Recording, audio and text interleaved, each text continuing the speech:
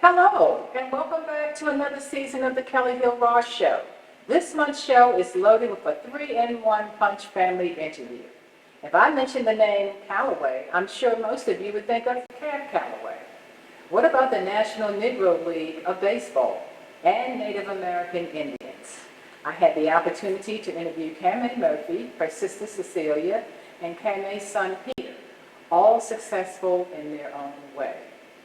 In our real estate segment, Lizette Meredith of eXp Realty focused on how to be a savvy investor with Tymaine Carter. Then we have our cooking segment with Avery featuring teriyaki salmon. Then we have Aiden Talley who will give us the Black History facts for the month. So get your cup of coffee, tea, or favorite beverage and enjoy the show.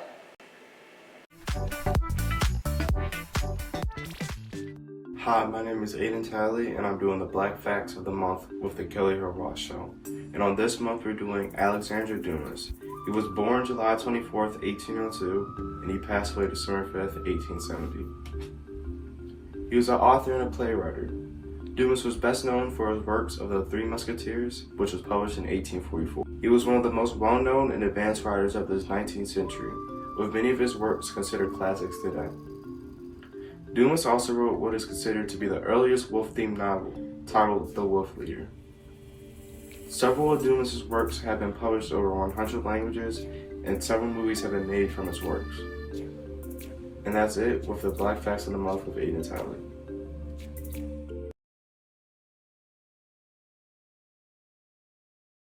Giving his domestic fatherly love, and he didn't want to screw up. While embracing and attending us with his love, he was very conscious of not calling out any of his daughters by the wrong name.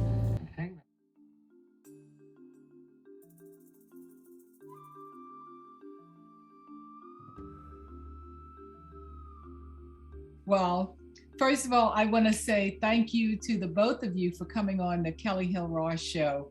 I am always excited to have our people on the show, and today we have such an interesting people, Cecilia and Peter and your mom. Hopefully, well, if she decides to come in, that'll be fine.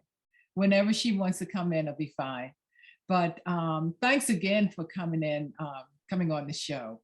And because ladies are always first, Peter, I'm gonna talk to your Aunt Cecilia and just tell me a little bit about what you are doing now. I know you've done a lot in the past and I've seen some video, but I understand that you are in collaboration with writing a book right now.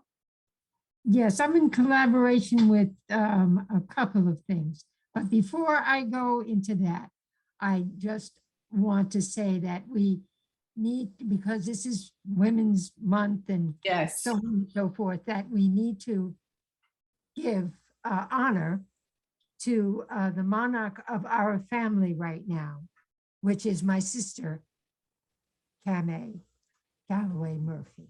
Yes. If it wasn't for her, none of us would be where we are at this point. And look, here she comes. Here she comes. Come between us. Yeah. Hey, girlfriend, how you doing? How you doing? You're looking as good as ever. True. Well, thank you. Thank you so much. Look, and it's great to see you as well. Yeah, well, I'm hanging in there. I'm Good. 95. 95? Yes. Oh yes. my goodness. I hope I look as good as you at 95. You My will. goodness. You, I mean, you look better because you're better looking. Okay. And we still can't keep up with her. oh, Talk to you so I later. see, for 95, Camay, you have done a lot. I looked at your background, where you've gone, and I think at one point you were on the board for UB Blake. Yeah. You did a lot of first Black teacher, I think, in Virginia. Right. You were in Washington, D.C. I think we could probably, between the three of you, we could probably talk all night long about your accomplishments. Okay, and then I think just recently you did a dedication ceremony in Haverty Grace. Yes, yes. I was chairperson of a committee that put up a statue or a art piece sculpture of Ernest Burke in Haverty Grace, and we were able to get the first African American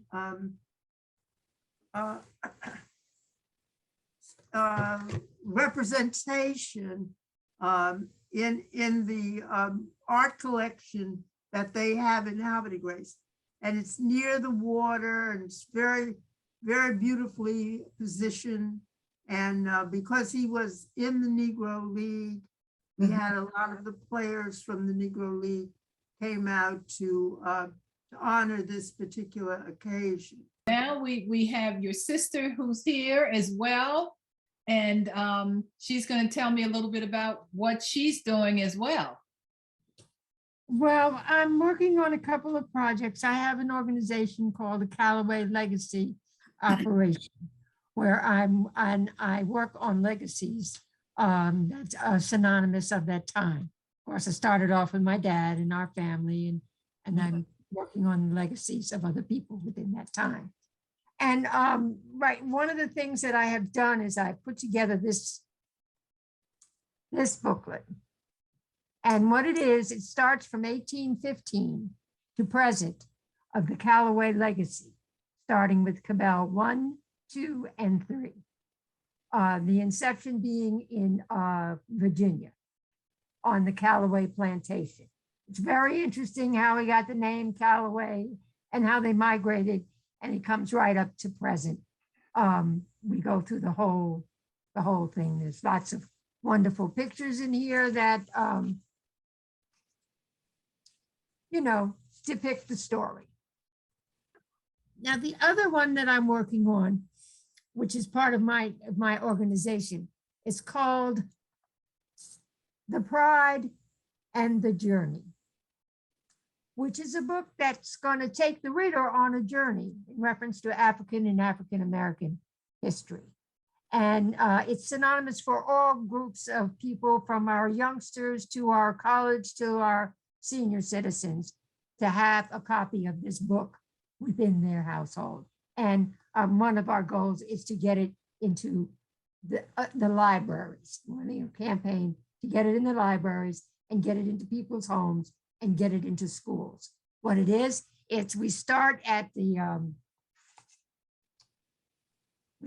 very beginning, and we have a portrait which was done by Lawrence Williams. And then we have a 400-word biography of the hero.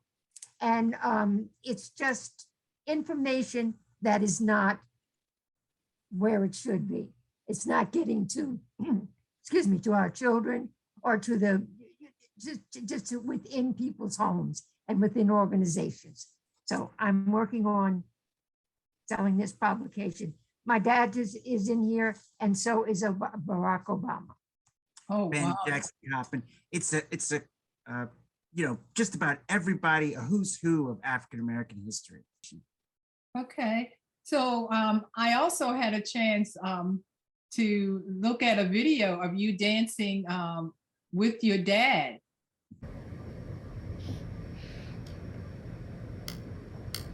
enjoy being here with the kids and Nuffy, and that's really my life. I go all over the world, and I entertain all over the world, but I have my greatest fun right here. Okay.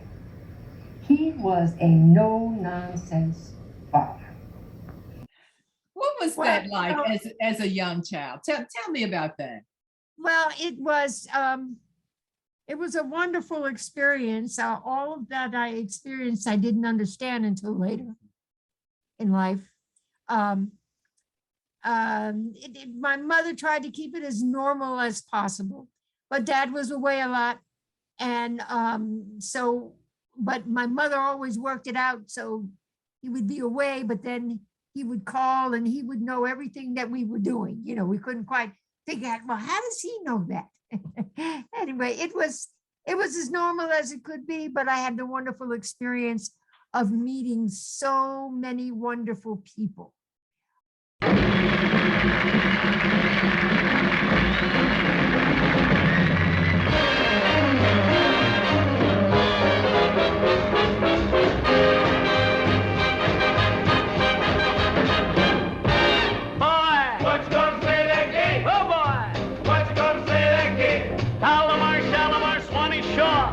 Let me dig this jive once more, boy.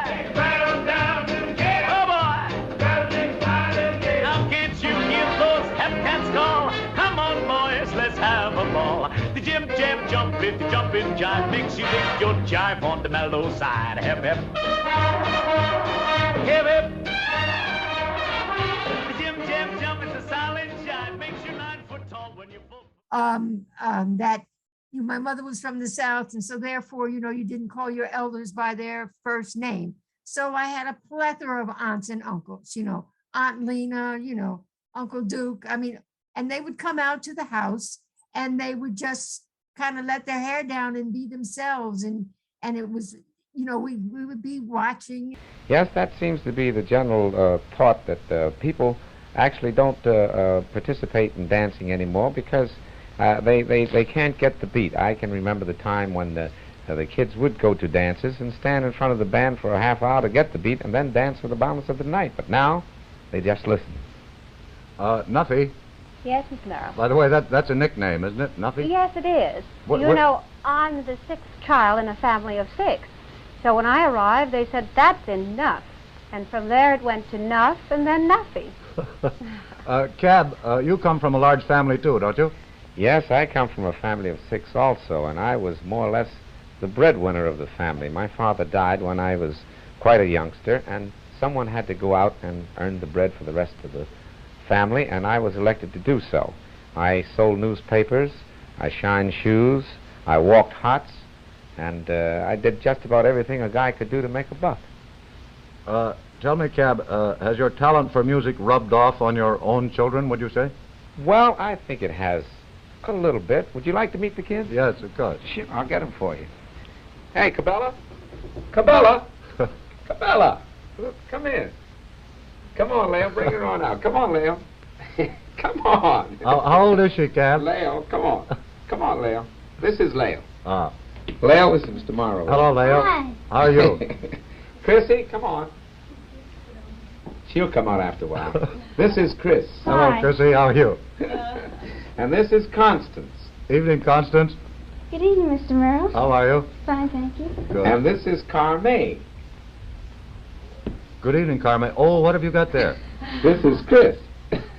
Oh, Chris. Look at that smile. How about that guy? You know, Ed, this is the first male in 2 generations in the family. Well, that's, I was just going to say, you were just about stealing Eddie Cantor's act with 5 daughters. Well, I'm sort of cutting in on his act. Carme, does your father give Christopher just a little extra attention because he's a boy and the first male in 2 generations? Oh, I think he does, Mr. Merle. He sort of feels as though Chris broke the chain. Constance? Yes? What's your major interest in school? Well, I'm interested in art, and I'd like to go into the fine arts. Uh-huh. Chrissy, Yes? have you thought about what you want to do when you grow up? Well, I'd like to be a ballerina. And what would be your second choice? I don't know. Haven't decided, huh? Lael, Yes? what about you? What are you going to be? I'd like to be a singer like my father. Aha. And Cabela, who is only 3, is still napping, is that right? Yeah. Which is where she should be. That's. Well, you know, Mr. Morrow, sometimes when people come to call on us, as you are tonight, Chris and Lael like to whip up a little show for them. Would you like for them to do something like that for you? All fine. Wonderful. Carol? Come on. Cab, now we're down in the recreation room. Do you think it's about curtain time for that act? Just about. What do you say, girls? Come on, let's go. 1, 2, 3. 1, 2, 3. 1, 2, 3. 1. Go, girl. Go, go. Yeah.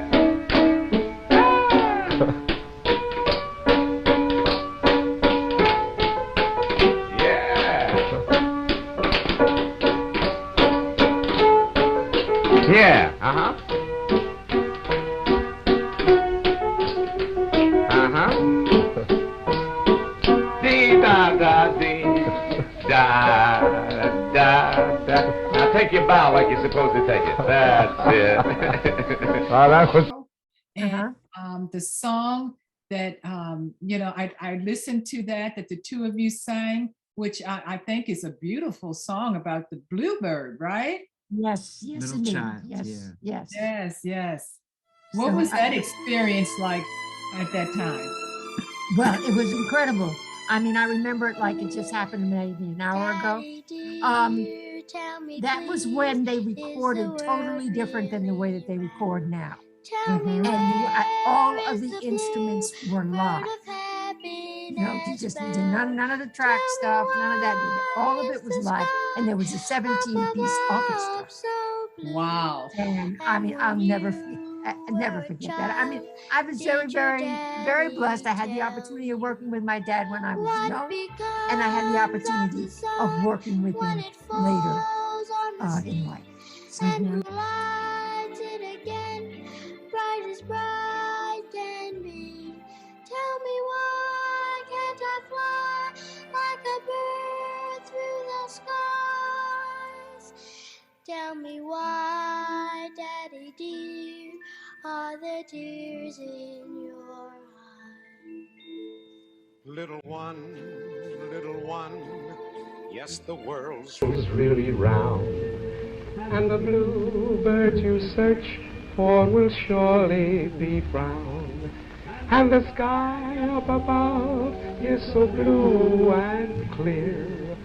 Will you see the bluebird if it should come near? And the sun doesn't fall when it sets out of sight. All it does is make way for the moon's pretty light. And if children could fly, there'd be no need for birds. And I cry, little one, 'cause I'm touched by your words. With that being said, Peter,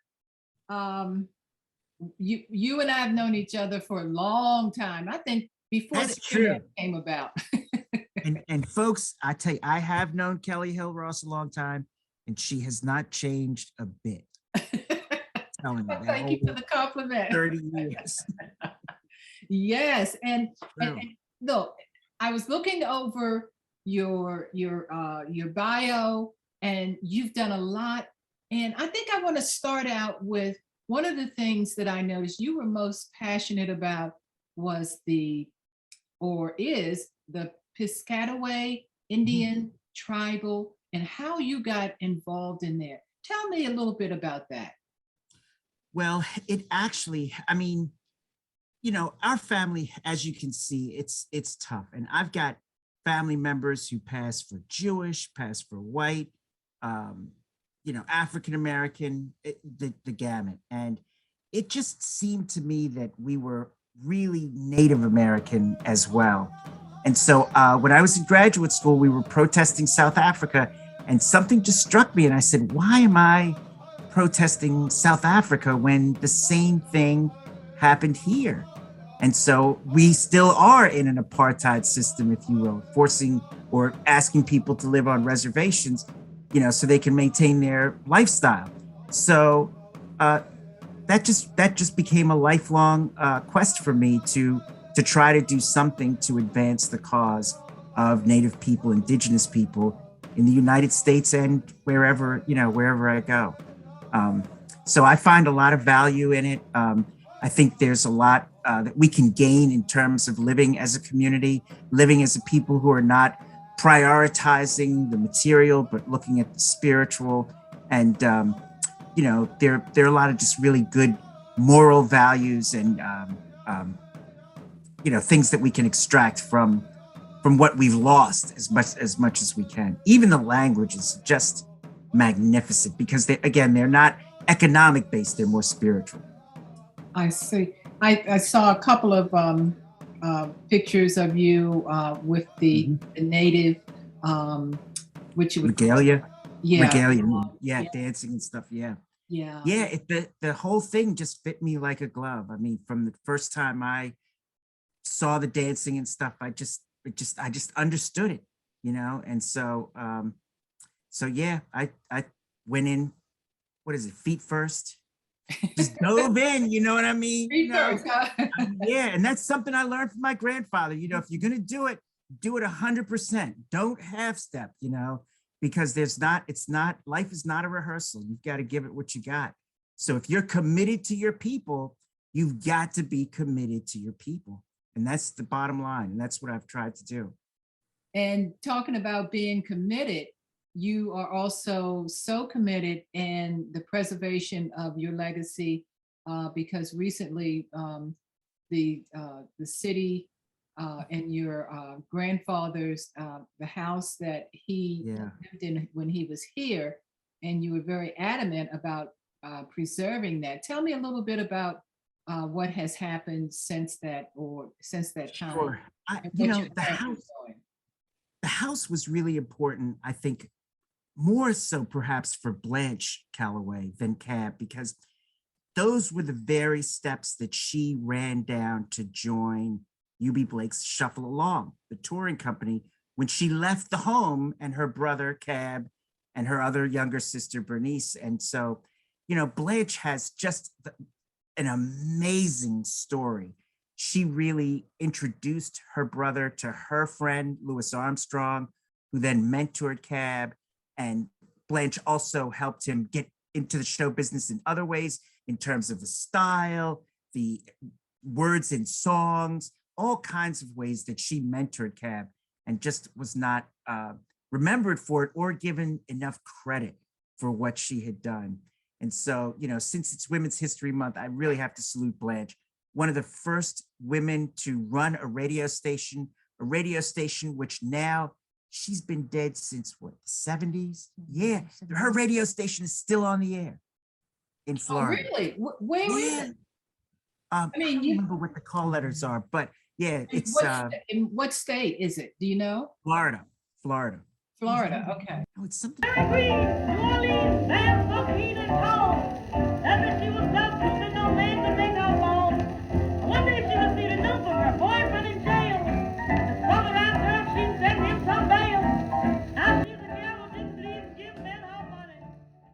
About prayer.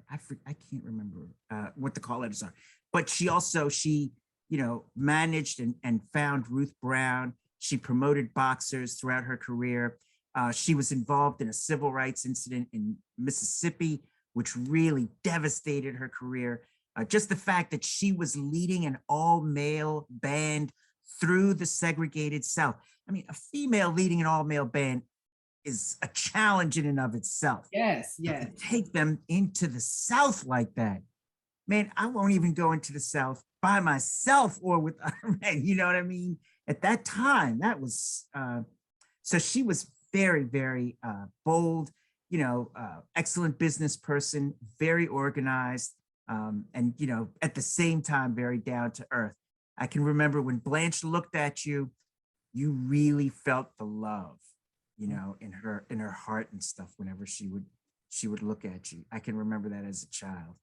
So, and that tenacity for our young women today, they need to hear that. They need to learn that. that the strength that we have, and you don't give in. You don't give in. You keep at it. You keep at it. I have an organization that I'm running. It's called the Mini Club, and it's for young ladies who are at risk. Okay. And you know, I let them to build their self-esteem. I let them know that it's not all right to be running around out here with no clothes on. It's not all right to be called out of your name. Right. You know, what is all right is for you to look in the mirror and say, I love me. Yes.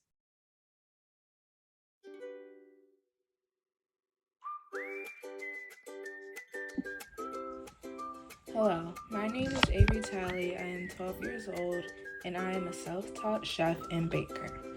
When growing up, I never got into cooking until my grandpa started cooking. I'm convinced that I got his cooking skills from him.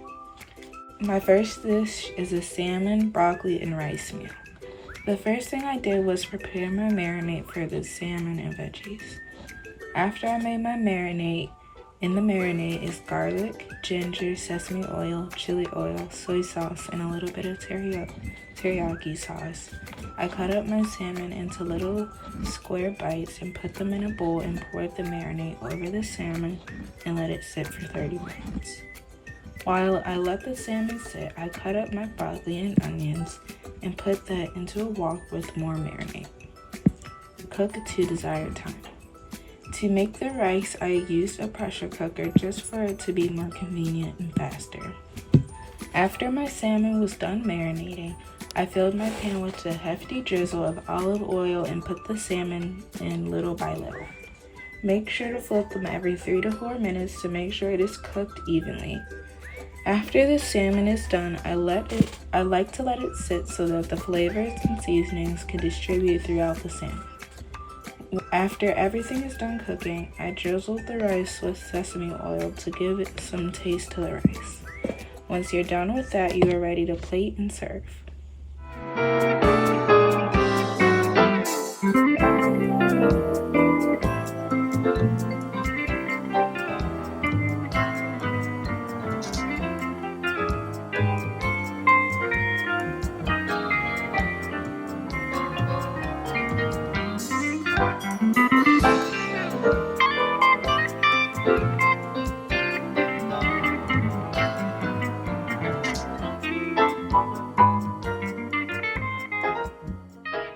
Hi, thank you for joining us for the Kelly Hill Ross Show. This is the real estate section, and my name is Mazette Meredith, and my today's guest is Mr. Camay Carter.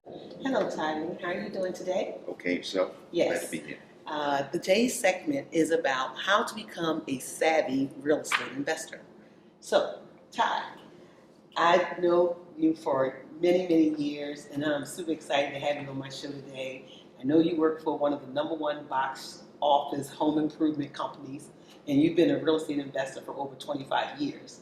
And also, you are also my project manager on a lot of my projects. So thank you very much for being able to join me today. Absolutely. So we're going to jump right into it, Ty.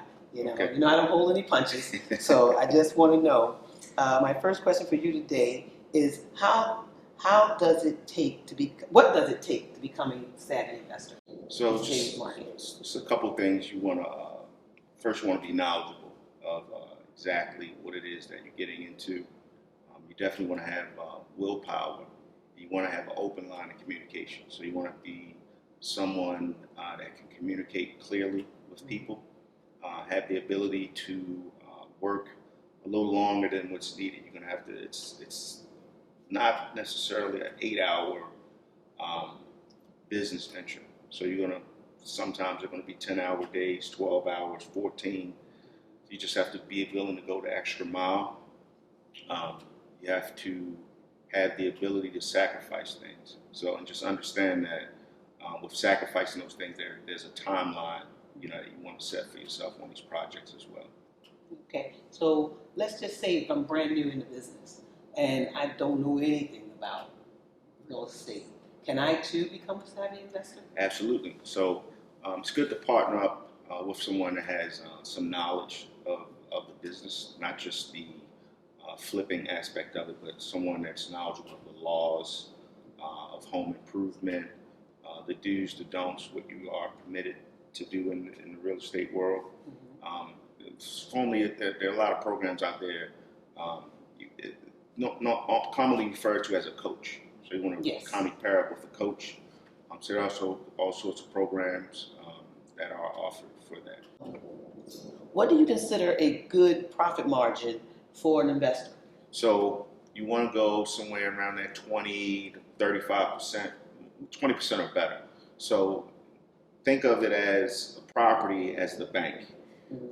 You're investing your money in the bank.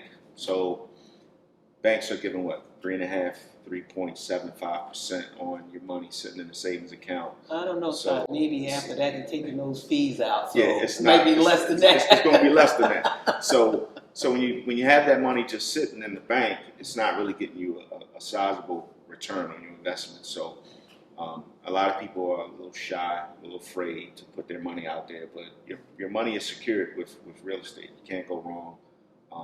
Time is of the essence. The value increases as time goes on. Now, what I want to know is, what are the do's and the don'ts in real estate investing? So you definitely want to do your due diligence. So you want to definitely check the ARV, which is after repair value on the property. You want to look at what the comps are in the area. How much properties retailing for, the timeline. When was the last time the property sold? Maybe look at the renovation of those properties and do a price comparison. You definitely want to pair yourself with some seasoned contractors that are licensed, preferably. You want to be able to create a portfolio. Make sure you're taking pictures of the property, the progress, the before, the after. Make sure you do a price comparison of materials. You don't want to just rush out there and just go to the first store that that has renovation materials available, because prices do fluctuate depending on the retailer. Some retailers are able to get better deals than others, and when they're able to do that, they can sell for lesser prices. The don'ts, you definitely you don't want to pay your contractors in cash. You want to make sure you have a money trail, proof of payment. In case something happens, if the contractor disappears, which is pretty common in Baltimore. I call them the deposit bandits, where they run around and get deposits to start. And they always ask for sizable deposits. If you're not familiar with these people, that's not something you want to practice. It's a relationship, so you're growing, you're building. You want to make sure you do some background information on these people before going in. I totally 100% agree with you, Ty. It has been a pleasure. Ty, how do people get in contact with you? I can be reached on my cell number, 443-621-5061. I love you, Ty. You're the best. No problem. Thanks for having me. It's a pleasure to have you. I would really like to thank y'all for tuning in with our segment today. There were 5 things that I've taken away from this conversation that me and Mr. Camay Carter has talked about. 1, you definitely want to get yourself someone that's very knowledgeable in the real estate investing, such as a contractor or a project manager. You want to definitely have documents on your contractors. You want to have at least a scope of work. You want to do your due diligence, and you also want to be very open to new things and stepping out on faith.